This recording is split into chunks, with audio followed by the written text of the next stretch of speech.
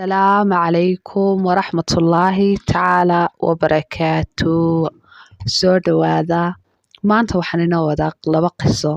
Labadan qiso ha gaabnaadaane waa laba qiso oo aad u la yaab leh.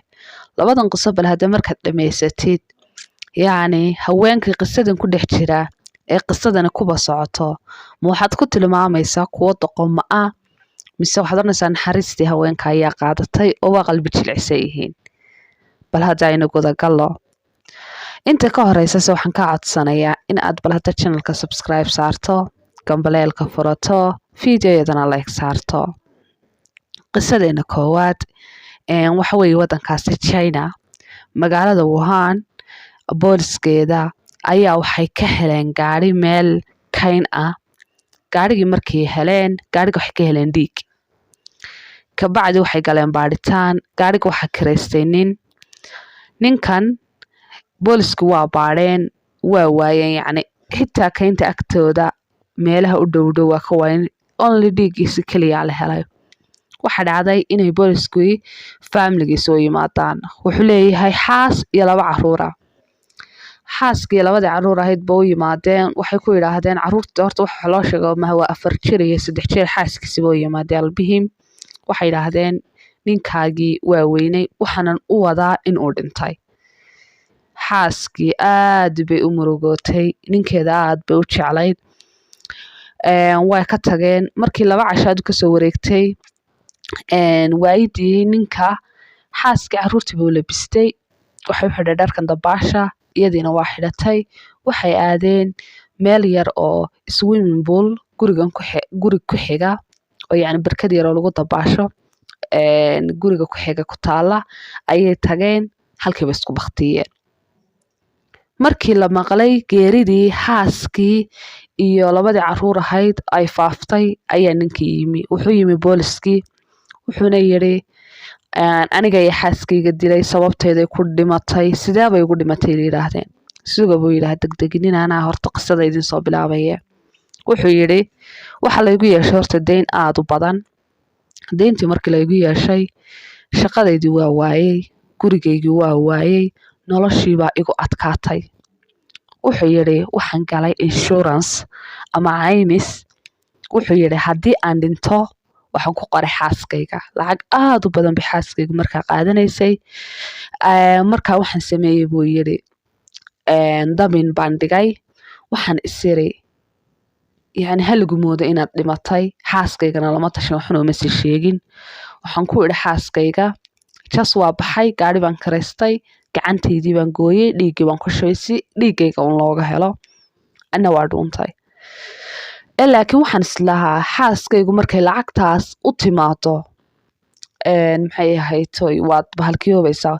lacagtay qaadanaysaa, deenkiiba iskaga bixinaysaa, dee nolol raaxalaad ku noolaanaysaan. shirkadaha caymisku islaa khiyaamee. laakiin xaaskiisibu waayey. qisadiisa isagoo halkaasi ku jirtay in ninkaa la cafiyey iyo in la sii daayey oo la iska cafiyey iyo in la xukumay wallahu aclam. dhowaan bay dhacday. waxaa jirtay iyaduna Kuwait qiso beri dhexdaas ka dhacday. waa nin hindi ah. wuxuu qabaa xaas hindiyada. wuxuu ku beeray jacaylkii adduunka. mayada waxba wax walba hadiyadaha cashooyinka la geynayo adduunka ilaahay noloshii gabadhi waa isku jeclaysiiyey. gabadhii nin kale ma aragto isaga mooye. nin kale waxaan daacad kama aha. wuxuu la saaxiib yahay naa kale. sidii u waday adduunka iskugu jeclaysiiyey baa waxaa dhacday in uu yiri maalinkii dambe la tashaday naagtii kale ee saaxiibada uu la ahaa ee aanu qabin. waxay tiri soo dhawow waxaan doonayaa in aad dishid xaaskaaga. wuxuu yiri sidee baan ku dilaa. waxay tiri adigu adaa yaqaan dariiqada laakiin waxaan doonayaa inay dhexdeena ka baxdo. haddaba xaaska jacaylka lagu abuuray xaaska la dilayahay. waxaa dhacday in uu yidhaahdo haye xaaskiiba u yeedhay. wuxuu yiri deyn badan baa laygu leeyahay, waanan isdilayaa.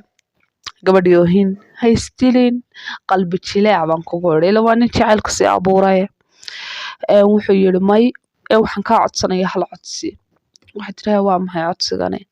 waxay tiri wuxuu yiri waxaan doonayaa in aanad dabaday guursan, nin dambe inaanad caashaqin, waxay tiri maba noolaanayaabaa ka horeysa horta dhimasha maxay dambaysa nin iyo waxaniye horta ma noolaanaya la-aanta dabadaadase ma noolaanaya waxaan doonayaa inaan kula dhinto may ila dhiman maysid may inaan kula dhintaan doonayaa koob buu soo diyaarsad wuxuu kusoo shubtay suntii jiirka may bay tiri inaan kula dhintaan doonayaa la-aanta miyaanba neefsadaaba adigu sheeko khiyaali xasbiya allahu wa nicmal wakiil qof binaadan la-aantii laleeyahay ma neefsado iyo waxaa filin hindigayna ku daawanaay waxaa dhacday in ay gabadhii tiraahdo istilaya ma hubtaa haabay tiri 2 koob buuba soo qaaday halkana wax cabaar baa wax la akhriyay cabaar baa maxay ay niyada la isku dhisay cabaar baa wayna diyaar garownayna campaign buu yiri waxay tiraahdo mid baan ka codsanaya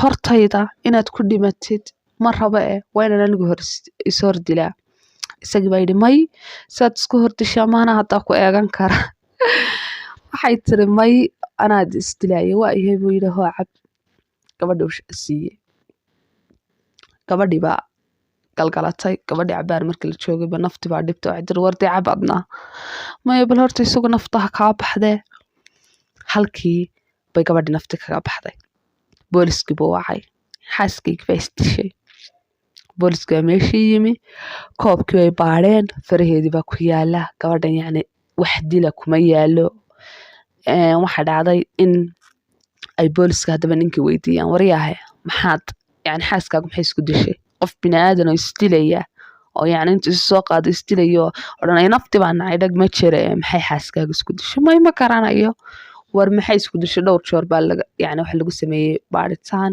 ilaa uu ugu dambeyntii qirtay oo yidhi dabinkan oo dhan baanaa ka dambeeya xaaskayga jacayl baan ku abuuray gabadh baanan la socday ma jeclayn de sidaa ayaana maxay aan ku iri waan isdilaynaa iyadii baa hore cabtay sidaa ayayna ku dhimatay waa la yaabee daawade adigu haddaad wiil tahay gabadh kugu tiraahda amaad jeceshahay maad qabtid oo kugu tiraahda waa dhimanaya meela dhimanaysa ma la dhiman lahayd adiguse gabadhay ma la dhiman lahayd nin kugu yidhi adduunkii baan isdhaafinaya adna adduunka ugu jeceshahay maxaaska ama ninkaagii ha ahaado ama yani ha ahaado nin aad la socotide waan rajeynaya qisada maanta inaad ka heshay channelka subscribe saar gambaleelka furo fiidiyoyadana like saar haddii aad ka heshay qisooyinka sidana commentiga noogu reeb asalaamu calaykum waraxmatullaahi tacaala wabarakaatu noole kulanteen